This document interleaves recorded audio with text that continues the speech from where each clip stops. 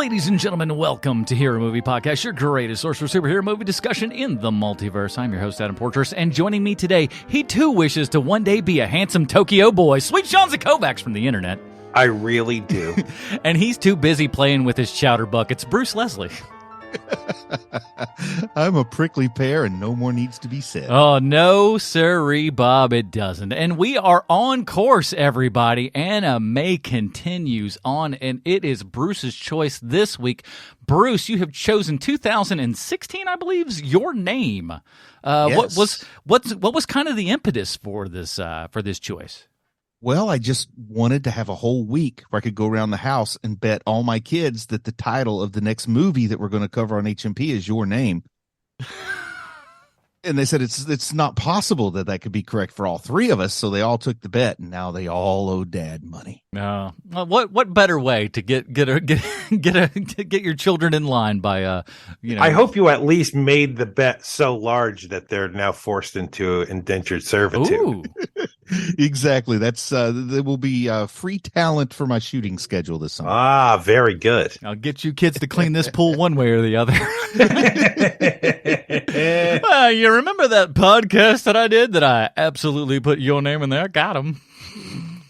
I'm going to scrub the bottom of that bad boy. All right, but so we're going to be covering your name, Bruce's choice for anime here. But before we do that, we do want to say a giant thank you to the people that support us over at patreon.com/HMP. Those awesome people get pre-show, post-show, Dinger Zone. And in this week's Dinger Zone, we talk about all what we're doing next month. So we don't really do that a whole bunch with everything. A lot of times our stuff is kind of going week to week with certain things. And I think there are a couple of things that obviously most people will probably assume that we are covering, and they would be correct in that assumption. However, there's a couple in there that maybe not. So patreon.com/HMP. We really appreciate that. And we got ourselves a new patron at the $1 level. We got Ben S. And I wanted, before I get to Sean for the nickname for Ben S here and everything, this is awesome. Thank you so much, Ben, and to everyone who supports us, because whatever amount that it is, whether it's $1 all the way up to the $20 plus levels, we got people that are all the way up and doing stuff like that. It means a lot. It means a lot. I don't care what level is at. The fact that anyone took time out and said, you know what, I'm going to help support this show, be it, whatever they can afford. And if it's at $1, if it's at $20, whatever it is, we are so thankful that, we have listeners that will, that want more. That want more and want to help this show at the exact same time. So thank you to Ben and all of you folks over at Patreon. Sean, do we have a nickname for Ben? We sure do. And, Ben, usually when we go into this thing, the new way we do this is that we don't mention your last name. But let me get into it. For tax purposes. Also, because, there's enough weird people out there. Yeah. But here's the thing. 3 of most of the show. Ben, you know that you have a very common name. So I'm actually going to use both your first and last name for your nicknaming here. So Ben Stanley, first of all, thank you for joining HMP and everything that comes with that. You get the post show, you get the pre-show, you get the Dinger Zone, but also you get your official HMP nickname. And this week, as is my wont to do, I did some digging on your name, and there are a registered 4 million people with your last name. Good gravy. So bringing up your full name, Ben Stanley, not that big a deal. Adam Portress, you're going to find me in 5 seconds. Lots of people, exactly. Lots of people named Ben Stanley on this earth. So that said, the most famous Ben currently is a basketball player who plays for Old Dominion. And please take note that I said currently. Now, Ben, I would be an idiot not to make Old Dominion your HMP nickname. It's just so perfect. Think about it. As you walk down the street, people speak about you in hushed tones. There goes Old Dominion. I hear he's stronger than 3 strong men. And another person, well, I heard that Old Dominion once bought a new car and connected his phone to the Bluetooth feature on the first try. Ooh. And yet a third person, probably a wretched brigand, says something like, I'd attempt to take his valuables, but he's just so damn charming, that Old Dominion. So welcome to HMP, Ben, and thank you.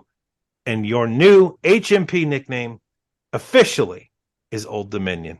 Good old Dominion.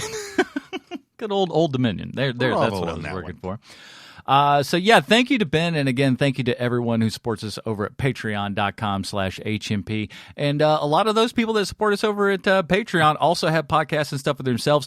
I want to give a giant shout out this week to the How He Sees It podcast with Steve and Noah, because they did something that I don't even think they planned on, but it was the most kismet thing ever. They put out an episode this week about Once Upon a Time in Hollywood, and literally that exact same day, Quentin Tarantino announces the death of Leonardo DiCaprio's character from that movie.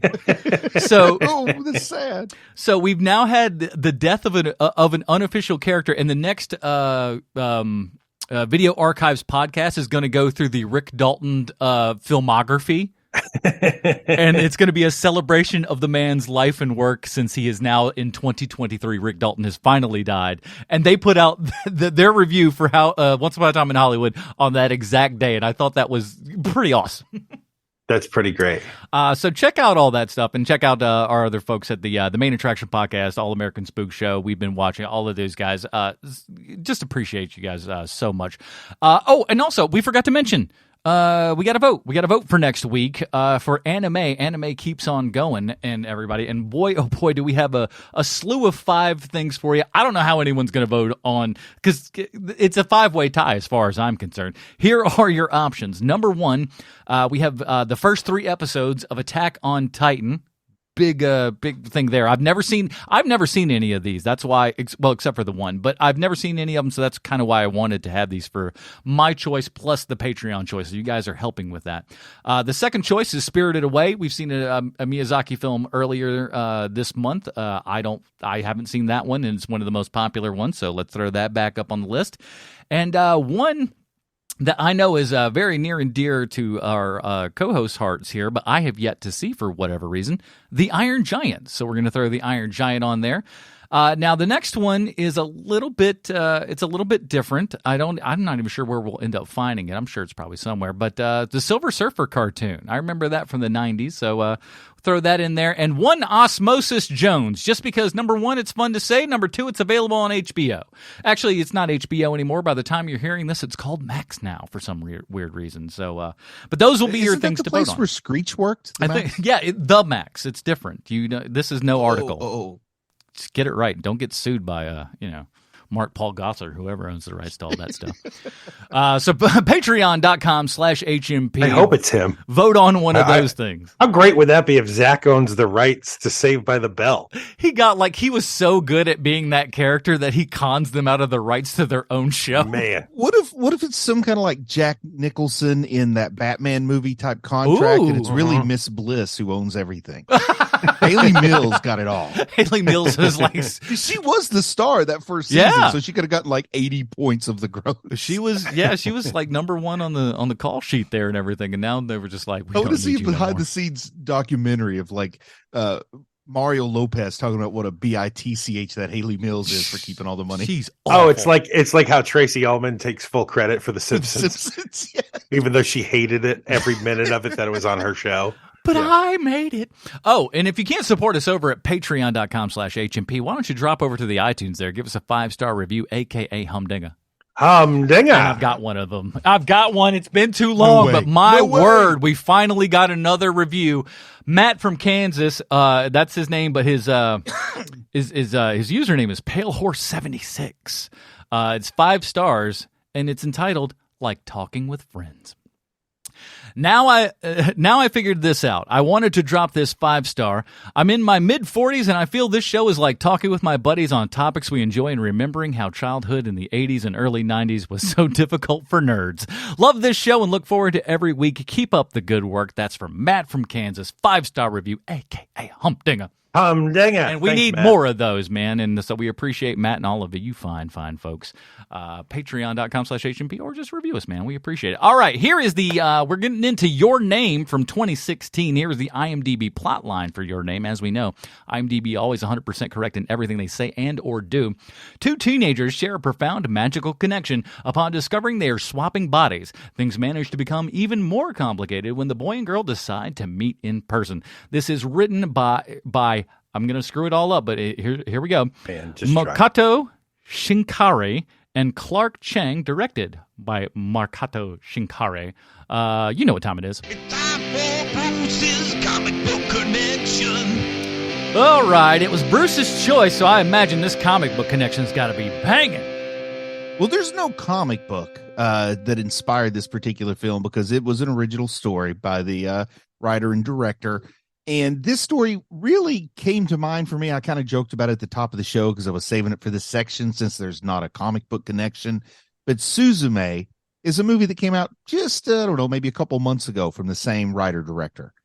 And I really enjoyed that. And it had a natural disaster theme that ran through it, much like what we see here. And it has some supernatural elements. So I really enjoyed Suzume. So it was no questions about it. I was going to recommend this as my entry into this month's anime. And then it was also kind of reinforced by friend and listener Matthew Vandiver, who also was really hoping we would cover this one this year. So here we are. That's it. And that's the closest I have to a comic book connection for this wonderful animated film that is an original story.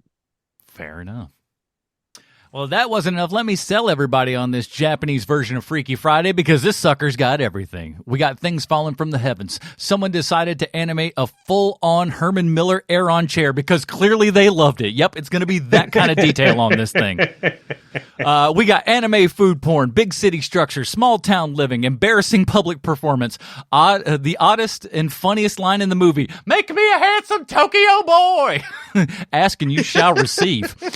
We got chowder bucket fondlings, a meeting with one-eyed Willie, restaurant work that's fairly accurate, journaling and bro code, piggybacking grandma, the most positive way you've ever heard someone exclaim, "The Nether World!" Almost sounds fun, doesn't it? Tamayaki ramen over tonkatsu ramen. Forget time travel. That's the fantasy. Accurate iPhone of the time. A little too accurate, if you ask me. We got cave spelunking, a 2001 Space Odyssey trip, traveling around the world only to touch fingers with a space ghost. Not the space ghost, but a space ghost. I'm not exactly sure what happened here. If this movie was in America, though, it'd probably be over in 5 minutes. This movie's got everything. They're making a live action version for Paramount Plus. No shock there. They're like, we're going to what's one of them anime things that people like? We're going to take that, we're going to make it real, and it's going to suck. Let's do it. We can't make Robotech. Let's make your name. The kids love that anime. Big fans. Let's get the one where they just bully a deaf girl for 3 hours that Bruce likes. Let's make that one. Well, I gotta tell you, when you came at us hard last week with your name, and you were like, "Boy, if you thought that the thing I picked last year, no, what you picked last year was like wrist slitting." Like the saddest thing ever. I was waiting for the other shoe to drop. Yeah. Well, I kept you on your toes. I did want to spoil it for you, so I wanted you to think. Well, I don't want to get too far in it because we will have absolute spoilers. But if this movie had ended at a certain point, it would have been extremely dark. So I wanted you to question if it was going to end there or not. I didn't want to spoil it for you. All right, well, let's get into it. Well, you know, the thing I want to say about when the movie first starts is just out of context. We see meteors, and we see these meteors descend through what I thought were like the most beautifully animated clouds. Yeah. I mean, we're like 30 seconds in, and I'm already really realizing I'm settling in for a good time. So what did you guys think you were in for? Because I think just even the animation moving through the clouds set some expectations for me. How about you? Can I start, Adam? Please. Do you mind? So it set my expectations too high. Oh, really? Yeah, because, I mean, that scene is so well animated and it's so beautiful and it's out of context that when you cut to, a couple of kids, it's like, well, okay. And, like I love that opening scene. I think is lovely. And also, I mean, seeing the Toho at the top of it. I mean, come on. Oh, that man, first it's of like all, the most Japanese thing ever. Yeah, that's so it cool. felt like comfort food right at the top. It You were really just like, did, man. I was expecting Godzilla to start tromping through. So, like, I will tell you, like, the thing about this movie, without getting into spoilers, is that, it's very boring until you get to the twister.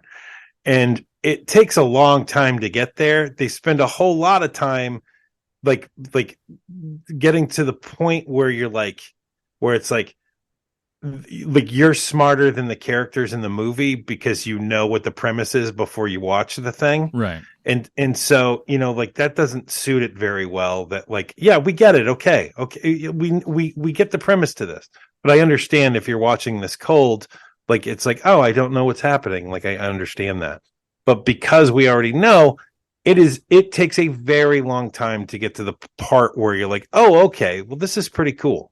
But it doesn't take that long though to get to the initial conceit. But the thing is, it goes 3 conceits deep before you're done. Yes. So that's because what we do see is this animated intro. Like we get to meet our principal characters. We've got a country girl and a city boy, and I think we should know where this is going. It's going to be some kind of thing that intertwines their different points of view. Country mouse, city mouse.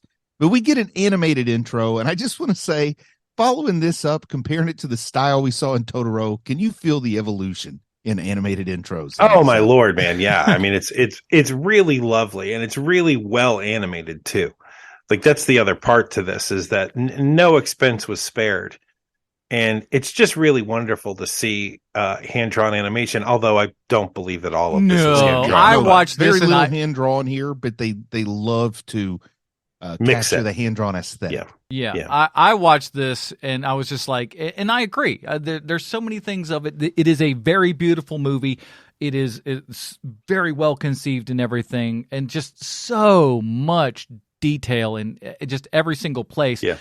That said, at the same time too, though, 2016, I'm looking at this and like, while I respect what I'm seeing on screen, the level of respect between like this and say My Neighbor Totoro is like way different, because it's like I'm looking at it, I'm gonna go, yeah, it looks good, but you've also got the benefit of, we'll call it 2015 computers at that point.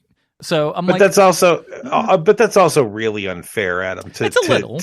To compare something to a Miyazaki movie. I mean, the most creative man in the world versus somebody who's just good at their job. I meant more from from really just more of a detail perspective and an animation perspective, not necessarily the story itself as a whole.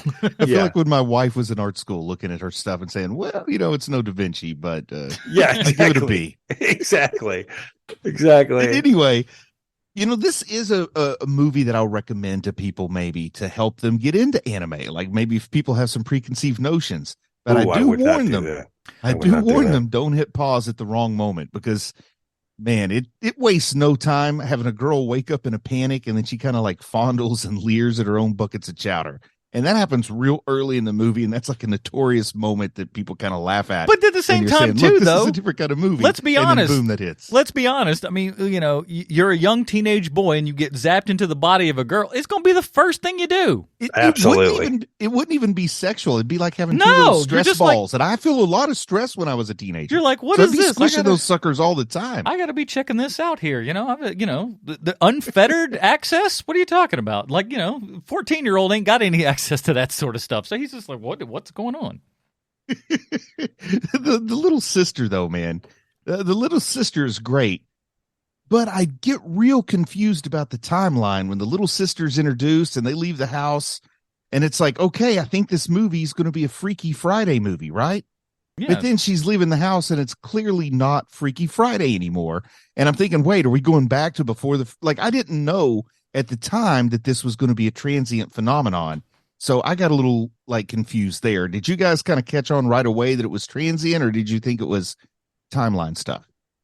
It took me about half the film to realize what the hell was going on. No, when she starts messing with her phone, that's when I'm like, oh, okay. Like, I didn't realize that it was every couple of days until she starts messing with her phone. And then I was like, oh, okay. And what's that? Like 10 minutes, 20 minutes into it.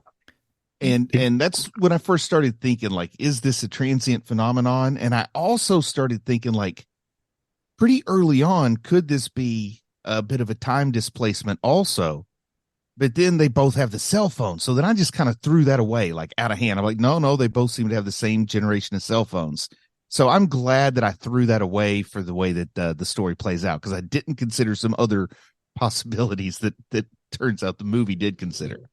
Just like The Sixth Sense. And no, I'd say that this is a little different than that. But anyway, there's a big election. Oh, would you say that's a little bit different? When did Bruce Willis show up in this movie? Oh, I forgot. I watched the dub. You guys might have watched subtitles. Oh, You it's didn't get different. the Bruce Willis cut. Ah, shucks. Bruce Willis is the girl in the version I watch. Hey, I really like you when you're, I got a ribbon. You want a ribbon? Huh? That's a Hey, if you guys, we're gonna need to take a break so I can play this harmonica and I could be Bruno again. All you have to do with Bruce Willis, I've just realized it just kind of sound like you're a little tired. Yeah, You know what? It's just like, hey, I think that might have been because he was just a little kinda tired.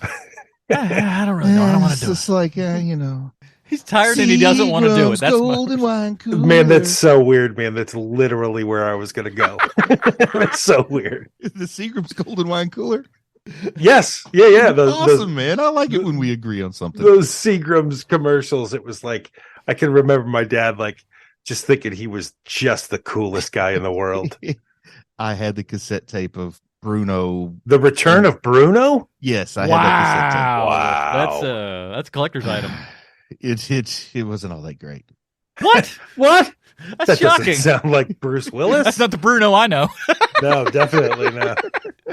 Okay, so there's- Are you a bigger fan of Bruno's original stuff? Yeah, I liked him before he returned. I Stop liked that period playing when he the was gone, covers! the lost Bruno tapes. Mhm. So there's a big election in town, and this is significant because we find out that our main female character that we're following is the mayor's daughter, and they also use this big election to kind of educate us a bit about the family history and how like the dad represents turning from religion to politics.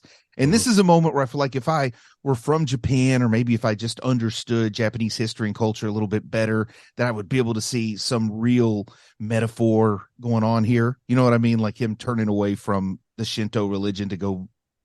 I'm sure that represents something larger. Yeah, there were a that's couple of probably lost cultural on me. moments in this movie where I was kind of like, well, I'm sure if I was Japanese, that would make a little bit more sense to me. But Yeah. But at the same time too, I just kind of go, that's probably a thing for them, and not, I roll past it. I don't sleep on it too hard. And, America, here living in the United States of America, our nation's been around for about 300 years or something. I lost count around 1776, but anyway.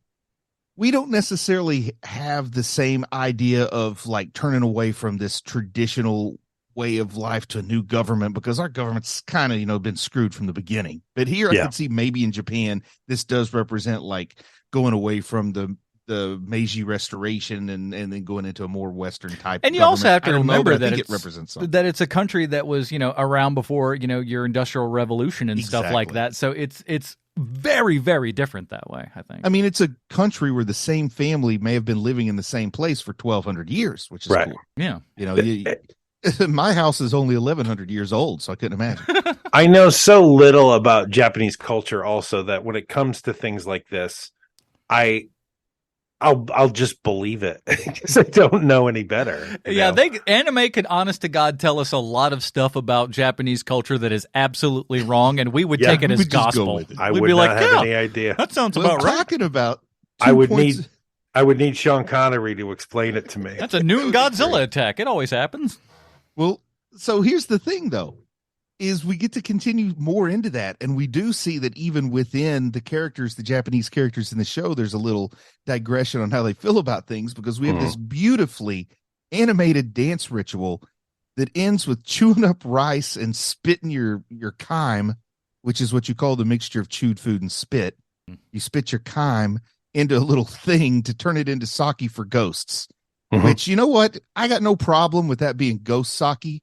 But there will come a point in the movie where it ceases to be purely ghost sake, and then I had trouble continuing to watch. And I'm not easily grossed out, you know that, Sean.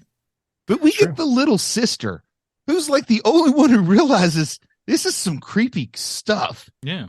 And she's like, she's telling her big sister if she needs to make money, she should start a business making this sake and sell videos and pictures. And and then she says, I can't do that because there's like liquor laws. And the kid's sister's like, really? That's the part you have a problem with? Like the little sister knows you're not selling sake, you're selling perversion. Yeah. Like, the little sister's the only one who's making the joke that every middle school boy who watches some girl chew up rice and spit it out is going to make, Yeah. and it's just hilarious how nobody else is the voice of reason. But we get like the little sister saying, hey guys, we know what you're thinking. Little And it is sister's kinda the most gross. real character in this show. 100%. And then we get sort of like we got to see City Mouse in the country. Now we get to see Country Mouse in the city. And not to be outdone with the chowder bucket scene, we do get a little what I like to call wiener discovery. Mhm. And then Is that the code word you've come up with? Yeah, that way, like if we're in public and we talk about it, nobody will know what we No mean. one will know. When we say like that teenager had some wiener discovery going on, it'll sound perfectly healthy, like they're going to look for the best type of hot dog for the cookout. Exactly. Why'd you go with hot dog there? Because the wiener's a hot dog. We said too many. Frankfurter. Yeah, but you dodged the word wiener for some weird Oh, reason. weenie. After having I'm sorry, weenie. said wiener at least 8 times. Wiener. It's short for Vienna, Austria. What's the next part? Okay, so anyway, she's kind of overwhelmed by the city, but she loves the city. Finally gets to go to a cafe rather than a vending machine and a bench. But then to show that it's not all fun and games, suddenly she has to work in the food industry. And you said this seemed pretty accurate to you, Adam? Yeah, people screaming at you. And like, honestly, if you walked in and you knew nothing about this is like, again, beyond like switching bodies and, time travel, this is the part that seemed the most impossible to me, is that you would walk in and know zero about your job and then just do like when he goes, this needs to go to table number 4. She don't know where table number 4 is at. She'd just be like, drop it. And they do at least at one point be like, this isn't what we ordered, which is fine. But here's what you don't understand, Adam. This is a Japanese restaurant. Oh, they have the numbers on the table? No, they just do things differently every day so that whether you're new or old, you're still lost. Keep people on their toes. So are you going to get to the point with the knife? That's what I was going to ask you guys about, because I thought it was like a box cutter thing. Yeah, it is. Yeah, exactly. At that point too, like, why I had to rewind it because like I thought that I had missed something. Because I did too. I was like, wait a minute, he pulled out an X-Acto knife out of his pocket. He did. Then I wrote down a question like, why does the douchey guy have a box cutter? Because he cuts her pants. Yeah, that's what I thought. Is he a pickpocket? But were those pants or a skirt? Like it looked like he just cut it to be cutting it. Like he's just a vandal. Yeah, and he not was a just pickpocket. Yeah, he was just being a d-bag, and that clearly was his whole thing was like, hey, you almost killed us with a toothpick in the pizza, and even the girl's like, I knew that was a bunch of crap, and he cuts her dress, which is like the most you already got your meal for free. Yeah. Why are you being a d-bag on top of that? You just got away with it. Why would you? At first, I thought they were trying to say maybe he used that to cut a piece of wood off of the table and carve his own toothpick. I didn't know. And then when I saw her dress cut, I was wondering, like, is she going to be bleeding? But she wasn't. It was just no. He was just me, like this felt like a really contrived way to show that Taki could do some embroidery. Now. Okay, so since we're all confused by this moment, let me take the opposite view. 5-year-old would do. Even though I don't, even though I am as confused as you, I'm going to take the opposite opinion of it. Why are you guys acting so weird? Sometimes the wait staff is not letting you get your way with everything, and sometimes you have to cut their pants. Yeah, and why am I the weird one here? Some people don't it's tip. Cultural, others like in ancient Rome, you would belch if you enjoyed your meal. Well, in Japan, if you don't like the service, you cut the pants of your server. Cut the pants of the server. Come on. Before you go out to eat in Japan, make sure you take your pant cutter with you. They won't tip you if you do a really good job, but they will cut your pants if you screw up. So, which means that some guy has yelled at his wife before. No, not that box cutter, the good one. Oh man. So let's see. They're more about the stick than the carrot. Isn't that what you're supposed to say in that situation? More or less. So the girl, though, that gets her pants cut open and he does a little needle point. This movie oversells. I'm going to say from personal experience, I have the opinion that this movie oversells how impressed hot girls are with needlepoint. What do you guys think? Yeah. Oh, you did a little embroidery? Okay. I don't know. It just seems, but there's so many things that question within this movie and the logic of itself. And the funny part is that the characters themselves then bring it up of the erratic behavior of these characters for both of them. And it is also odd how they didn't figure it out even faster, because it's just like, I don't know. And I think this is the point in the movie where we've gotten a pretty good look at, like, what is Taki's experience in the girl's body? What's the girl's experience in Taki's body? And this is when I ask myself, and so I'm going to ask you guys to reflect on how you felt at this point in the movie. But who's getting the better end of the deal in this arrangement, in your opinion, guys? In my opinion, I think that the boy is, and being transferred into the sticks, because he hasn't experienced that before, and that's really hard when you live in the city to get that kind of experience. So I'd say him. I feel like he's getting the better end on both sides, because she's also making his life better. Yes, also that. Yes, that's so true. I didn't like think about that. Dream a little dream. You know, I if it weren't Grant Morrison, it's got to be somebody else, or not Grant Morrison, but Alan Moore. It's going to be Corey Feldman. Corey Feldman's going to make his way into the podcast one way or the other. And then something that, I'm sorry, go ahead. It was a half thought anyway. Go ahead. Well, about 30 minutes into the movie, we kind of get what felt to me like a strange musical number, as if at first they thought they were making a TV show and this was the beginning of episode 2. Like, you know what I mean? How we got that strange musical number about 30 minutes in, and they kind of explain all the rules for their body swapping. Yeah, and then there's a couple of fade outs and weird things that make it feel television-y, or at least episodic to a degree. Yeah. But then we do see that they're using phone notes to communicate, and I thought that was like a nice mechanic. That was like a nice mechanism to use in the show. It made me think of, what was that, like The House at the Lake or whatever, where they could write letters to each other through that mailbox. Oh, yeah. I know what you're talking about. I mean, I'm not making that up. Like, there's a movie like that, right? Yeah, yes, there absolutely is. Tom, what's his nose is in it. Seen it. That's why it's called The Lake House or something like that. Yeah. But you know, one of the things that I do like about this is that they didn't let technology be a hindrance to them. They used it for their advantage. And a lot of writers, it seems like, we've got to make it so that because usually a phone call just fixes everything generally in a movie or a TV show. And so usually what the writers have to do is the opposite way, which is that we have to make an excuse for why they're not calling each other. And so that was a great way to do this. Yeah. And, the precocious little sister has another one of the best lines of the movie when she says, "You sure do like your own boobies." Indeed. And, my grandma always said, if you don't like your own boobies, how can you like anybody else's? So you got to start with yourself. She was a smart one. That's a wise lady. Now, you guys ever give your granny a piggyback ride through the woods when you were kids? My grandma was a hefty German gal, so no. I thought that was the weirdest thing. I could not imagine being a high school kid and saying, "Here, granny, get on my back. I'll carry you the rest of the way." Yes, my violent alcoholic grandmother. Hey, hop on. Oh man, my granny, and I'm talking about my Kentucky granny, not my sweet West Virginia mamaw. But my Kentucky granny would have put some spurs on and started kicking if I wasn't going fast enough. That's a great Neil Diamond song. Kentucky grandma. Kentucky granny, put your spurs in my flank. Uh-oh. I think that's where the show would be going. I did like learning the meaning of the braided cords and why they were important in Shintoism, and I'm assuming that the movie's telling us something true here. I mean, I don't have any independent knowledge, but it was a beautiful kind of story that was being told as they showed the braiding going on, and another like nice 3D computer generated sequence.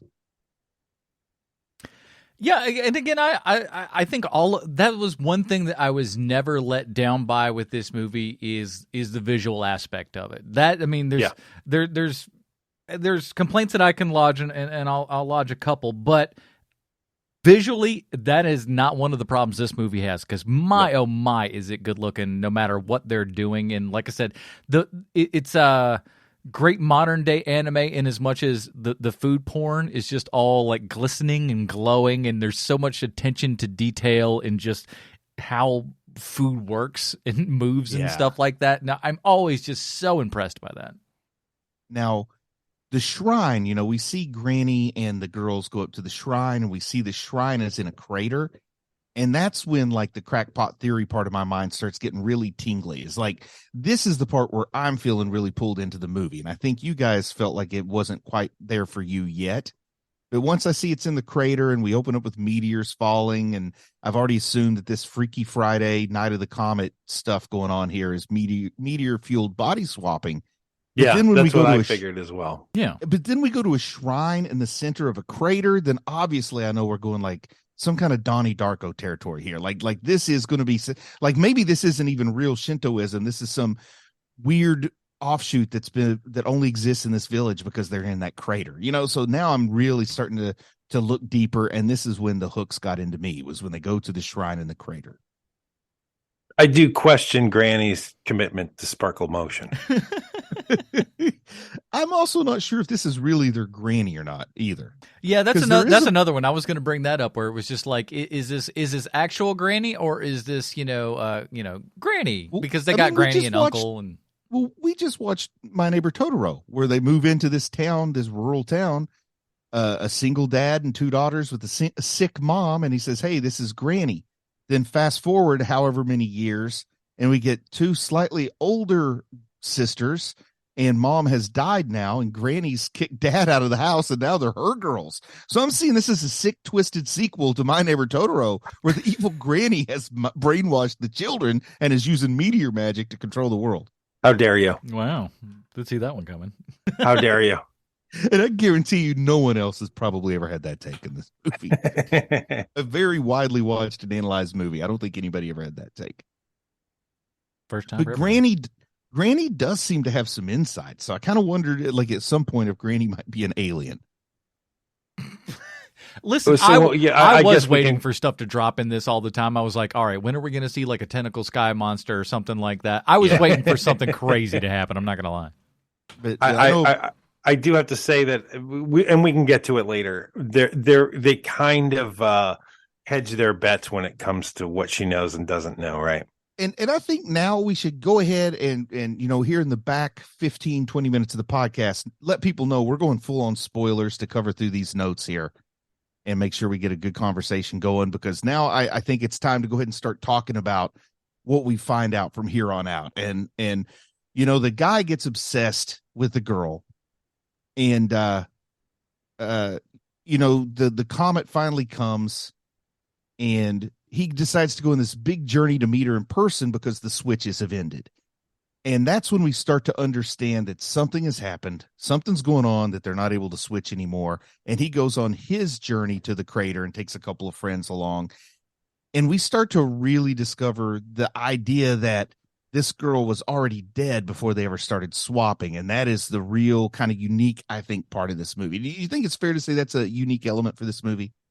It definitely took me by surprise, which was nice, because there is a slow pace to this movie that makes it hard to watch at times, even though it's a lovely movie. It's like Adam keeps saying, it is a feast for your eyes, but it's very slow moving. And so when you finally get to this moment, it's like, oh, wow, I definitely did not see that coming. That's amazing. And it felt like at least another step into the progression of the story. And that sounds a lot worse than I really mean it to sound, but it is. We get rolling a little more.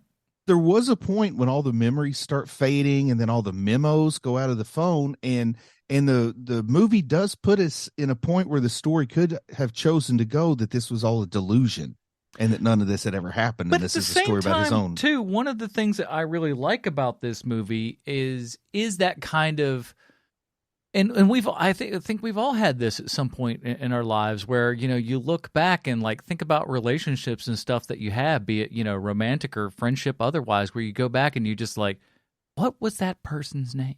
You don't like, and it may be somebody that had like a very significant, portion of your life, and you don't remember their name for whatever reason. And I did like that kind of idea of memories fading and passing, and just not being able to reach out and grab that, that fleeting thing that's going away from your mind that you would, obviously want to hold on to if you could. Yes.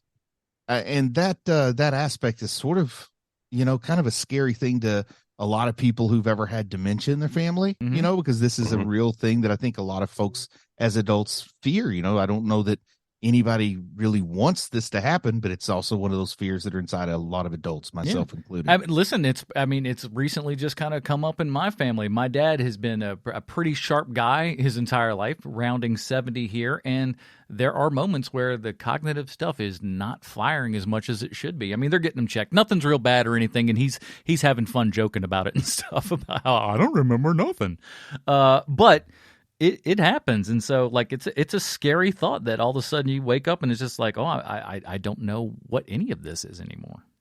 And Taki is so dedicated to saving the life of this person with whom he swapped bodies across time and space that he takes the leap. And he also, in all fairness, wants to save the whole town because a piece of the meteor broke off. The name of the comet, by the way, was Tiamat, which is a nice Dungeons and Dragons tie, even though, yes, I know it's from Babylonian mythology first, but Tiamat the Destroyer. I love it. But he takes the step to drink the old Spitwater sake. Man, I had a tough time sticking with the movie once he drank the 3-year-old Spitwater. Sounds like, man, I don't know. Do you think that just because you swap bodies with somebody for a while, you'd be willing to drink 3-year-old Spitwater sake? I don't know. I ate gum out of a girl's mouth that I liked once. On purpose? Yeah. Yeah. And trust me, sake that's trust me, it went. Old, though, man. And the worst part was it went nowhere. Now You're with me on this, right, Sean? That's gross. It is gross. My question is, does he know what that is? Yeah, because he made it. He was in her body at one point, right? Like remember he I don't know if he knows. I think the more I'm thinking about it. That's her who's in her body when that happens. You know what? You're right. I don't know. Like somehow he knew about the ritual though, and he knew that it was there. But I don't know how he knew. Maybe like when he was over there and the little sister was telling him about it and showing him how. I don't know. That's like our Thanksgiving over there. You just don't understand. I get the idea he knew what he was drinking.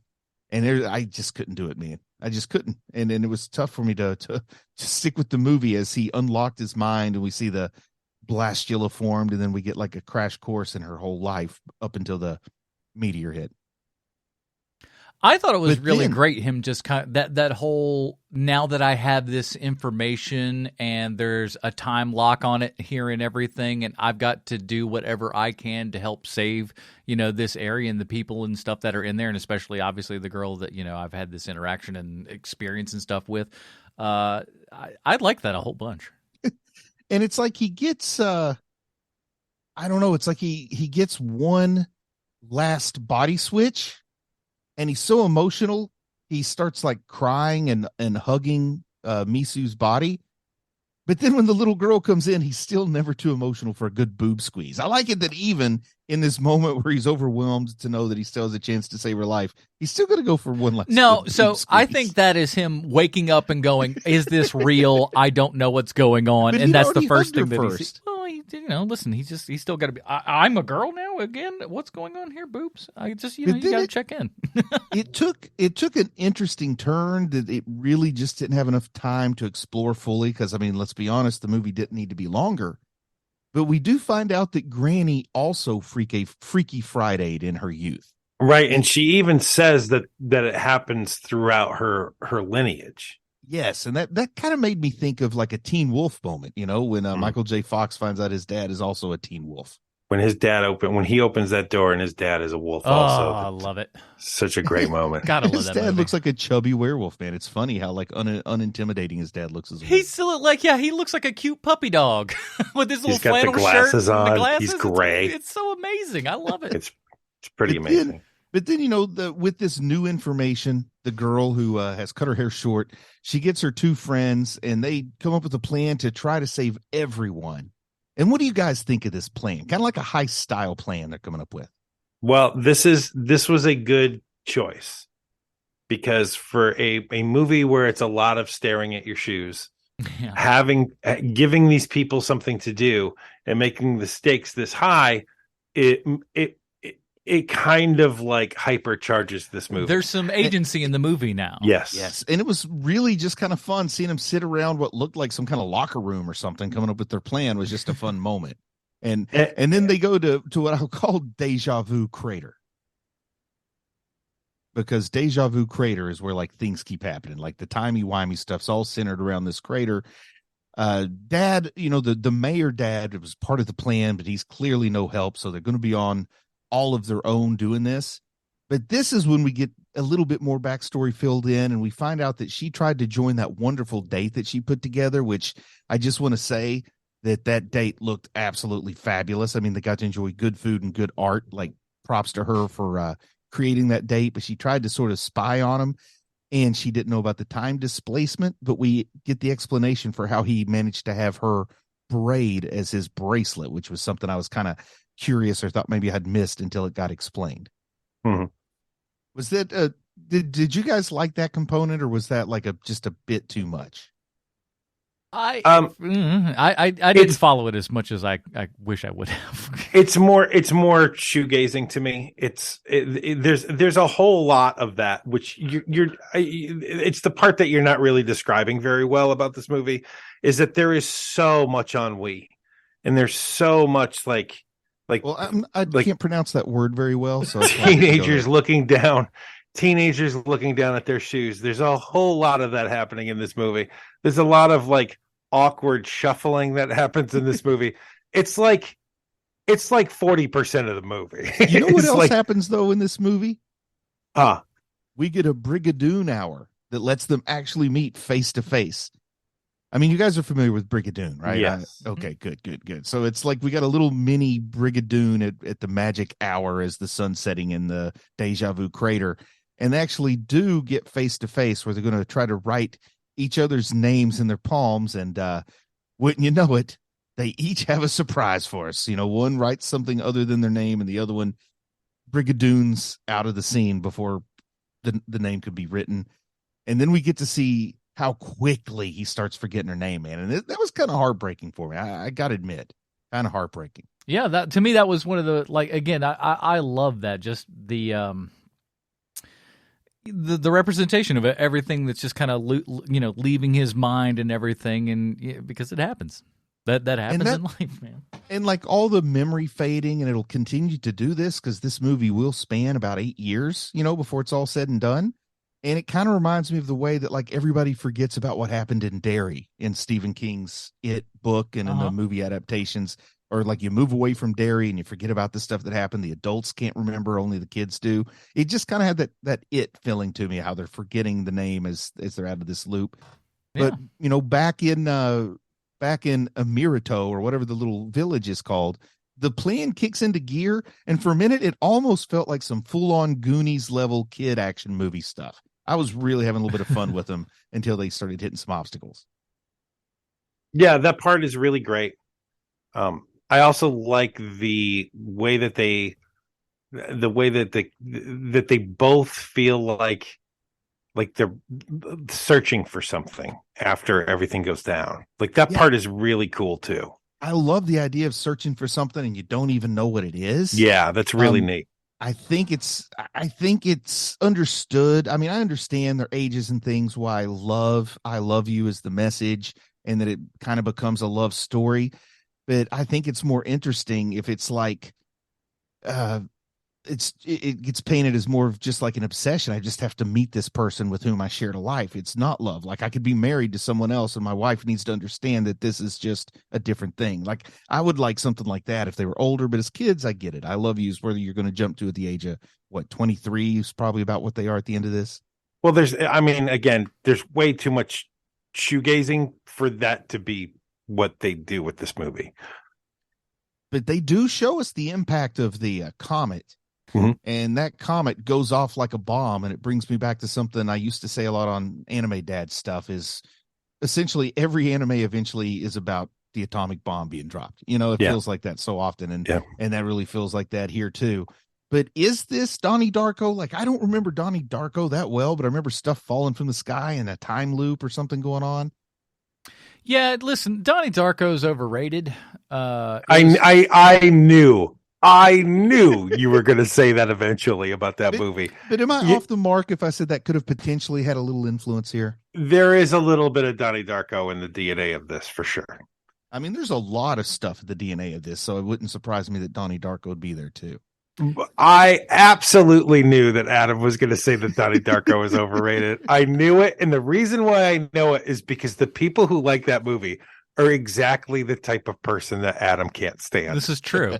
But at the same time, too, boy. though, like I hate the director's cut. I think the director's cut is garbage. And I think that's the only way you can get it now, which is stupid. Because Oh, That's really? The I only didn't version know I've that. seen. the music choices change. He adds like a time travel element in there that you really didn't Yeah. even notice in the first time because it's not there. It's not Yeah. bloody there. And he's like, oh, guess what? It's time travel and crap now. And then like it's just, I don't know. It's just, poor Richard Kelly and the career he's had. I cry for the guy a little bit. And what's adult Taki trying to do? It sounds to me like he's trying to sell landscaping to businessmen in a building. Yeah, he's like, listen, I know this is gonna sound nuts, okay? But I want to Look, sell you landscape.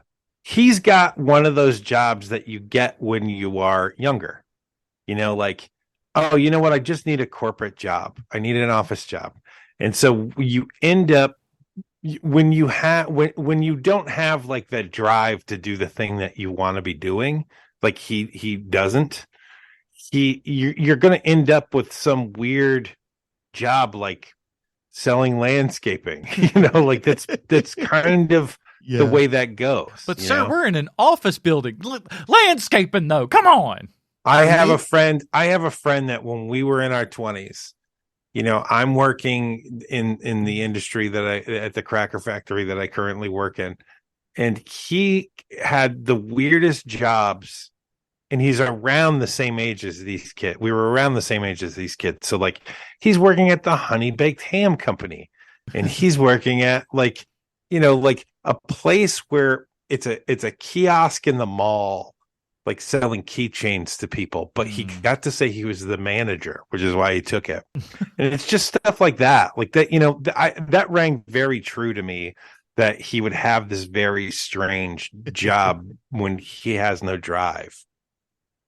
But they really leave you hanging for a while to know whether or not the kids saved the day.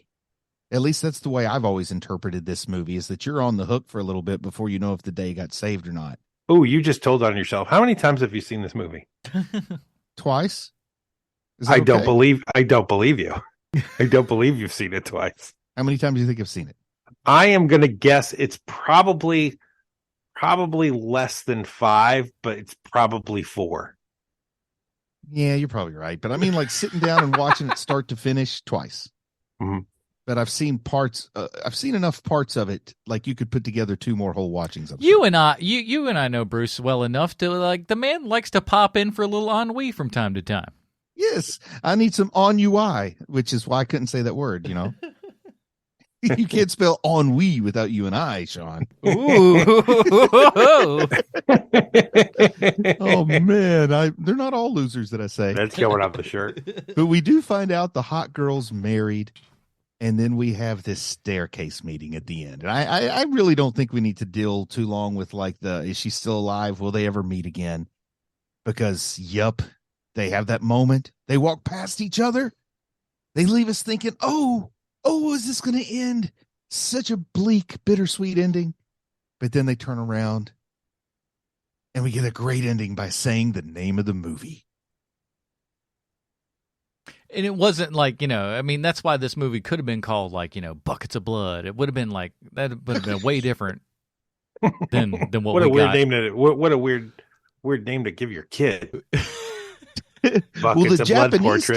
the Japanese title of this movie is Time Shifting Body Swap Meteor Adventure, but they trimmed it down for the U.S. market. Happy Oh, time. good. You got to throw happy time in there, or happy hour anytime where it's just, there's always just like, we added a little element of fun in there. I don't know what you're all getting all bent out of shape for. So beyond the ennui, did you feel any like sadness or did you have any emotions watching it, or are you just like, oh, that's beautiful animation, good music, good story? Yeah, this to me, the second part is more true, because I have no, I don't have the thing in me anymore where like you watch The Breakfast Club and you're like, man, those kids are really going through it right now. I watch it and I feel bad for the guy that raided Barry Manilow's wardrobe. That's what I'm talking about. That's where I'm at. That's exactly where I feel. Like and the so, cool like, janitor's the only guy I like now. When they start dancing that flick, I just get angry. you know, Dwayne T. Robinson is the chief of police in LA. And now when Dwayne T. Robinson is in charge of the situation in the first Die Hard movie, I feel for him. When he's like, hey, listen, you just blew up like half of this building and my guys are covered in glass. He's worried about his men and Bruce Willis. He's on that walkie and he's just chastising him and yelling at him. That guy's doing the best he can. Yeah, he's a wang.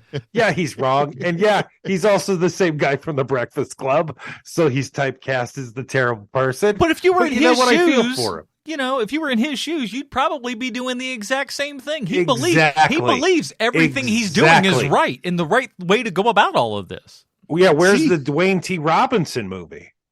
See, Kevin Smith, we can talk about things other than the Death Star sometimes.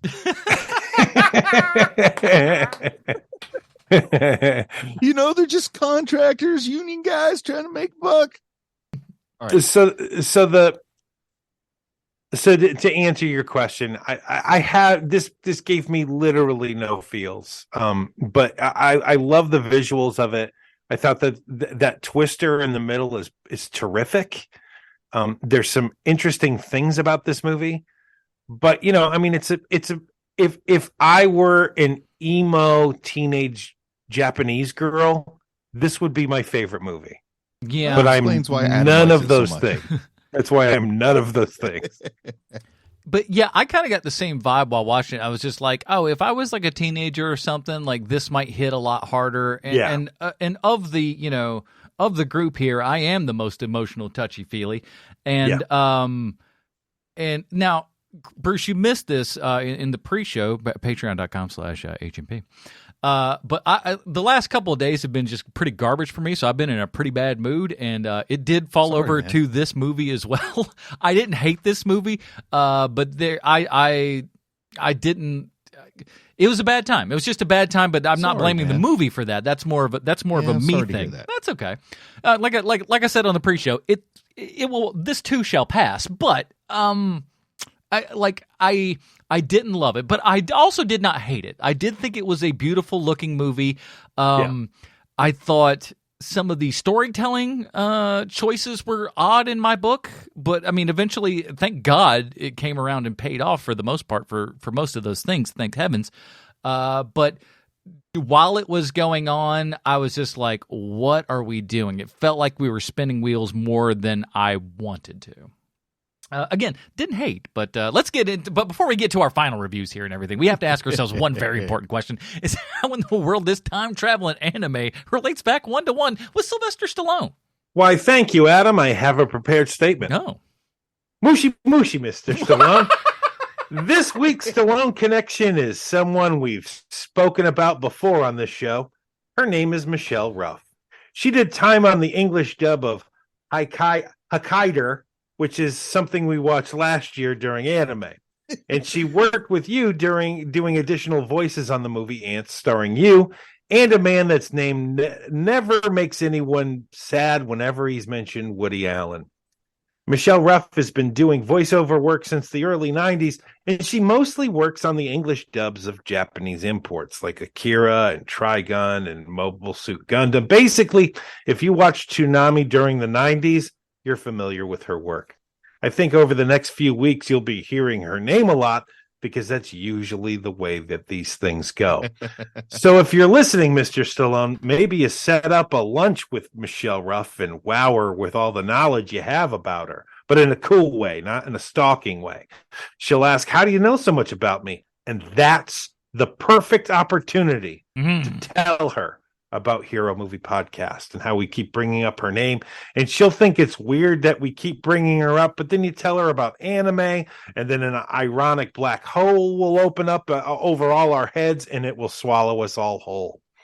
I would say more about this lady, but I'm pretty sure that if I burn all the info I have on her, future Sean will be very angry at past Sean for doing so. Just like now, Sean is very angry at past Sean for coming up with the idea of the Stallone connection while we're in the middle of anime. This will be And easy. there it is. Your Stallone connection this week is Michelle Ruff. I hope to hear from you soon. Your pal, Sweet Chauncey from the internet. Thanks, Michelle. We really appreciate it. Well, here at Hero Movie Podcast, we have our own patented Robin rating system. Bruce, where does your name fall on the Robin rating system for you? I think it's pretty solidly enjoyable. I think if you, you got a little, if you like something that takes a little Donnie Darko, mixes it with a little Eternal Sunshine of the Spotless Mind, throws in some Stephen King's It, gives you a dose of Brigadoon. Those movies are all way better. I'm just saying. Just a touch of Every boobs single roping thing. Freaky Friday. Yeah. Even You got it Brigadoon. all. You got it all here, man. So I'm giving this a Tim drink. Yeah, and if you don't want to watch all of those good movies, just watch this one that takes all like tiny elements from all of them and crams them into an anime. Why not? Makes sense, Sean. Like you said, Adam, I don't hate this movie. There's a lot of things about it to recommend it. The animation is beautiful. The performances are good. Even the English dub is the way I saw it, and they're good. They're good dubs. But man, this is a movie for teenage Japanese emo girls, and I am none of those things. So I am going to go low Damian Wayne on this. Like if you were a full grown ass man, you're probably not going to love this movie. Yeah. You're gonna if you're interested in art and You'll be waiting for those tentacles from the sky to be coming down, and they don't happen. Yeah, there's a lot to recommend it, but you're gonna be having a lot of phone time when you're watching it. Yeah. So let's just say I'm throwing a pool party for my kids to invite the friends over. Would it be better to play your name or a silent voice on the inflatable outside? Just do Jaws. Do Jaws. You're in a pool. Good point. That's why pools were invented. Jaws. Do it. For me, we oddly enough, we talked about it on our text chain this week. This movie's getting a Carrie Kelly for me, which is essentially a Damian Wayne, but it's saying this movie's not necessarily for me, but I do see the value in it, and it's going to be something good for somebody. It's just that I'm not necessarily the audience for this, and that's fine. Right. But I respect you for being able to appreciate the art and some of the other things. Yeah, I mean, like I said, I don't hate it. I think it looks beautiful. I think it's I don't want to say a fully well told story because I do have like to say, Bruce, that none of us hate this movie. Unlike the thing that you gave us last year that I just vehemently could not stand. This is okay. That was such a good movie, Sean. No, it's really not. So, there's all of that. But, that's it. A good, nice, wide range for it. And, so your name is available for purchase or rental pretty much wherever you go out there. So go check that out where you go. $4 worth, well spent enough for me. I wasn't like, shucks, I really I wasn't flushed mad that at down it the at all. toilet. It's good enough. Yeah, it was a good experience. So anime continues on yet again. This week, the next week rather, should be my week, but since it's kind of a short month and we've had so many other little things in there, it's going to be mine/yours if you're over at patreon.com/HMP. Again, let's go over those titles. We're talking about Attack on Titan, Spirited Away, The Iron Giant, The Silver Surfer cartoon from the 90s, and Osmosis Jones. You have your assignment. It's going to be a tough one. Go ahead and pick out your favorites there, and we will be covering that next week. Bruce will be taking a little break for a couple of weeks, but that's okay. We may have some guests in. I haven't got anybody lined up just yet. So if you want to send me your audition tapes, heromoviepodcast@gmail.com. I'm just saying if you're topless, it's not going to, hurt your chances. Marty, I'm talking to you. Mr. Vandiver. Get topless and send in that video. Don't do that. These are jokes. These are jokes. It's fun. As much fun as I'm making here. Sincere pleading in your voice there. I do want to say, I made fun of, you rip people on the internet, and then it was on Facebook. This was a couple years ago. I was ripped some dude, and then he messaged me through the thing, a pick, and I'm like, wait, what on earth made you decide that was the thing that needs to... People are strange. Patreon.com/HMP is where you go to vote for that. That is it, everybody. Join us next week for our Patreon vote for Sweet Sean's and Kovacs from the internet. The soon-to-be absent Bruce Leslie. I'm Adam Porcher. Stay super, everybody. Bye, Marty and Evie.